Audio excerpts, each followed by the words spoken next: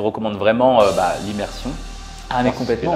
Meilleure pour idée moi, c'était, c'est simple, la plus belle expérience de ma vie. Voilà. Alors que j'étais jeune au début, c'était pas facile de partir et je me suis poussé. Ça a été une histoire incroyable et je ne le regrette pas du tout. Bonjour, nous sommes avec Clément aujourd'hui, a.k.a. French It Up. Il est parti 5 ans aux États-Unis. Est-ce que tu peux te présenter s'il te plaît? Absolument. Donc bonjour, je m'appelle Clément, j'ai 25 ans. On m'appelle French It Up sur les réseaux et j'ai fait 5 ans d'études aux États-Unis. Grâce à mon sport, le tennis, que je pratique depuis tout petit, j'ai réussi à avoir une bourse qui a financé la plupart de mes études et en échange, je jouais pour une équipe de tennis aux États-Unis, à Louisville, dans le Kentucky. Et voilà. Est-ce que tu peux nous expliquer tout d'abord ton arrivée aux États-Unis? Oui, alors c'était vraiment pas facile parce que je parlais pas un mot d'anglais. Donc ça a commencé avec les douanes, les questions qu'on nous pose. Donc c'était un petit peu perturbant, un petit peu stressant. Comment je vais faire? Est-ce que je vais pouvoir dire des mots en anglais? Parce que je peux pas répondre en français, ils comprennent pas. J'ai été aussi vraiment émerveillé par la demi-mesure américaine. Exactement. Aussi, à quel point les États-Unis, mais c'est gigantesque. Ça m'a choqué. Voilà, on arrive, tout est grand, tout le monde est joyeux, surtout la rentrée le premier jour. Donc moi je suis là le petit français, je sais pas parler anglais, qu'est-ce que je vais dire? C'était un super challenge, mais vraiment incroyable.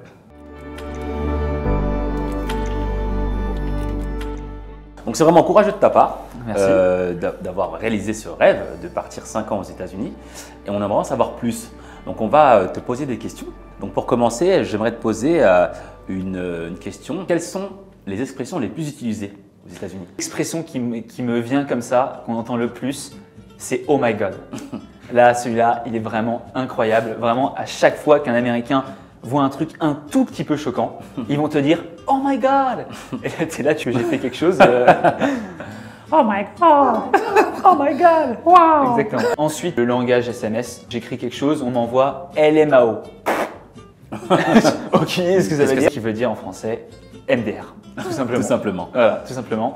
J'en ai eu plein d'autres. Par exemple, des BRB, ça veut dire Be Right Back, qui veut dire je reviens. Je précise que nous avons avec EF Éducation 8 destinations aux États-Unis que vous voyez en bas dans la vidéo.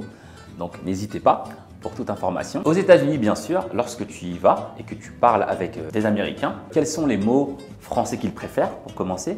Et aussi, quels sont les mots pour nous, anglais, qui sont un peu tricky? Alors les mots français, il n'y en a pas beaucoup, mais c'est toujours les mêmes. Ils vont te dire le oui oui baguette. Alors ça, je sais pas d'où ça vient. Non, je ne sais pas parce que même en tant que Français, mais je le dis jamais. Non. Enfin, à aucun moment tu vas te réveiller le matin, tu vas te dire ah oui oui baguette. Non, impossible. Il y a croissant, voilà. Mais là ils te le disent avec leur accent atroce. C'est a croissant. Ils prononcent bien le T. Donc ça c'est très dur. Justement chez EF on propose des cours pour apprendre l'anglais dans tous les États-Unis pour aussi travailler parce que nos méthodes d'apprentissage sont basées beaucoup sur l'oral. Donc avec les cours EF, tu vas vraiment progresser à l'oral parce que c'est la méthode principale. Ah mais c'est hyper important. Voilà, mais ça je trouve ça hyper important et c'est d'ailleurs ce qui avait tout changé pour moi pour l'apprentissage de l'anglais et ce qui change quand tu vas en immersion. Ouais. C'est que tu es obligé de parler anglais. À l'école, surtout quand tu es en France, c'est vrai qu'ils se retrouvent, les profs, à te parler un peu français. Si tu rates, c'est pas grave, tu peux recommencer 10-15 fois. Quand tu es en train d'avoir une discussion avec un Américain ou une Américaine, il faut essayer de te faire comprendre. Il n'y a pas énormément de plusieurs chances pour y arriver. Donc c'est pour ça que vraiment parler anglais tous les jours, c'est hyper important. Comment tu faisais pour penser en anglais alors que tu es français, pardon. Est-ce que c'est possible ou pas? Ou c'est pas possible, on pense toujours en français? Le plus important, c'est de parler la langue. Voilà. Il faut continuer, persévérer tout le temps, parler en anglais, penser le plus possible en anglais. Et ça va venir avec le temps en fait.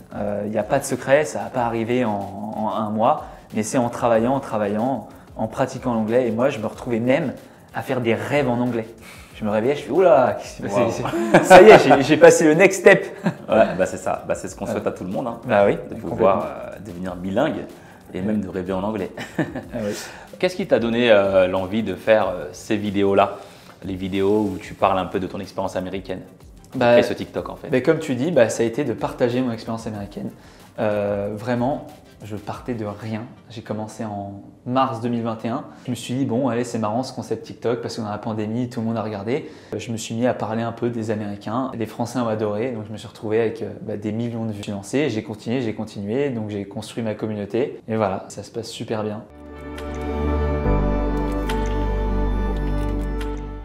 On va parler de la vie aux USA comparée à la vie en France. Oui. Donc, est-ce que tu as des différences marquantes, comme tu nous as dit un peu lors de l'intro? Alors pour moi, il y a des énormes différences. Tu arrives, c'est une culture complètement différente. Style vestimentaire. Je trouve que nous, Français, on s'habille plutôt bien.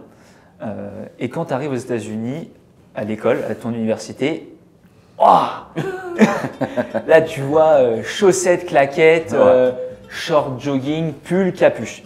Et style vestimentaire, pour eux, c'est normal, exactement. Et je trouve ça super cool d'ailleurs, que tu arrives, il n'y a aucun jugement. Et ça, c'est vraiment, voilà, la grande différence, c'est que peu importe ce que tu fais, personne ne te juge. C'est trop cool. Voilà. Moi, j'arrive en costard, bon, on va me regarder un petit peu, mais il n'y a pas de problème. Tu peux faire tout ce que tu veux. Ensuite, nourriture. Bon, bah là, c'est le best-of, c'est le truc qui change le plus. Tu changes complètement ton alimentation. C'est possible, par contre, de bien manger aux États-Unis. Tout le monde pense que c'est impossible, qu'il n'y ait que des fast-food. Alors oui, il y en a énormément. Beaucoup, bien sûr, oui. Franchement, il y en a partout. Ouais. Donc ça, c'est le truc où il faut faire attention, mais qui en soi, qui peut être cool, c'est que tu as à manger à tout coin de rue. Voilà, tout est beaucoup frit, fromage. Bon, bah, t'oublies. Il y a le fameux refill aussi. Le quoi? Refill, c'est-à-dire lorsque tu prends une boisson, exactement. Tu peux te servir à mais volonté. ça c'est. Bon, bah, il faut faire attention, faut doser, parce que bon, pour ton corps, je sais pas si c'est super, mais quand tu es au resto, bah, tu peux reprendre à volonté. Tout le temps. C'est pas refill 2 fois, c'est refill 10 fois si tu veux. Tu peux reprendre 10 coca. Et donc, voilà, ça peut être cool, mais il faut faire attention. Et, mais par exemple aussi, pour se dire bonjour, bah là, ça change complètement. Moi, en France, parisien, bon, bah, je fais la bise. Ou alors, je vais serrer la main, mais quand je connais la personne, je vais faire la bise. Là-bas, bon, bah, faut pas que tu arrives en essayant de faire la bise, quoi. Parce qu'ils aiment bien leur espace personnel, mais pour autant, ils vont quand même venir te faire un câlin. Un câlin, ouais, le fameux câlin américain, ouais. Exactement. Donc le hug comme ça, ils hug, ouais, et c'est pas non plus ils te prennent, hein. Oui. C'est genre c'est un hug rapide, voilà. Un petit peu loin, voilà. C'est hug rapide. Là-bas, quand tu vas au restaurant, c'est normal d'envoyer un pourboire, un tip. C'est limite très encouragé. Tu te sens un petit peu obligé, alors que ça ne l'est pas sur le papier. Tu n'es pas obligé. Mais voilà, c'est mal vu de ne pas le faire, voilà, on va dire. Dans la coutume. Oui, c'est ça, exactement. Donc tous les Américains le font, c'est comme ça, c'est ancré, c'est limite dans ton éducation, on te dit. Exactement, c'est coutumé. Et les taxes aussi, c'est vraiment un grand changement. C'est qu'en fait, le prix affiché, exactement, le prix affiché, toujours différent. Donc sûr. moi, toute petite anecdote, j'arrive dans les premiers jours, j'ai trop faim. Je vois un fast-food et il y avait écrit 3 cookies pour $1. Il me restait $1. Je me dis génial. Je me dis trop bien, je vais pouvoir manger mon petit cookie et tout. J'arrive, donc je dis avec mon accent, l'offre 3 cookies. 3 cookies, please.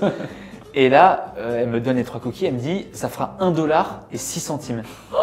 Je fais c'est pas possible, c'est pas vrai. Et là, du coup, je dis mais pourquoi? Et là, elle me dit c'est comme ça, regarde. Et là, je vois $1 plus 6 centimes de taxes. Et je fais je suis désolé, je ne peux pas payer.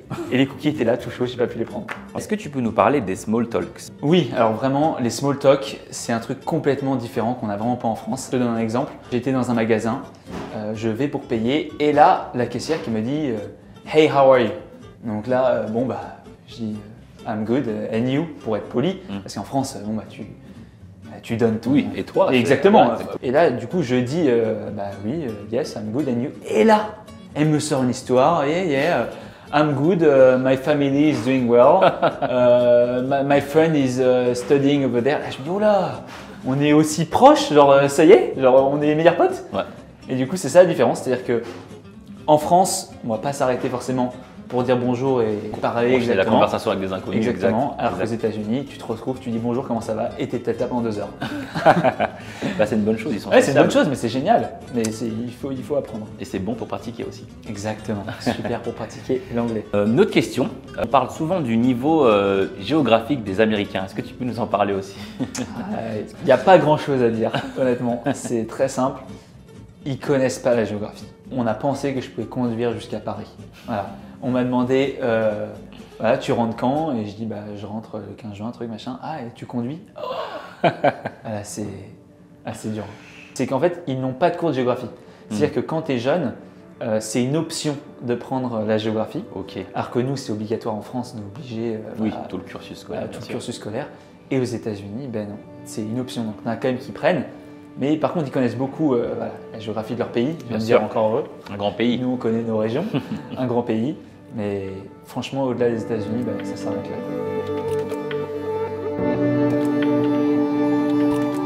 Donc, ton niveau d'anglais, Oui. alors après 5 ans, il est comment? Ah bah, il a complètement changé. Donc je suis arrivé aux États-Unis, je parlais pas un mot. Et maintenant, je ressors après 5 ans, je suis bilingue. Ça fait quand même, je dirais, 2 bonnes années que je suis bilingue. Donc je pense qu'on est un peu moins de 5 ans. Mais l'avantage du coup d'avoir étudié aux États-Unis, c'est que j'ai énormément d'options si je veux aller travailler aux États-Unis.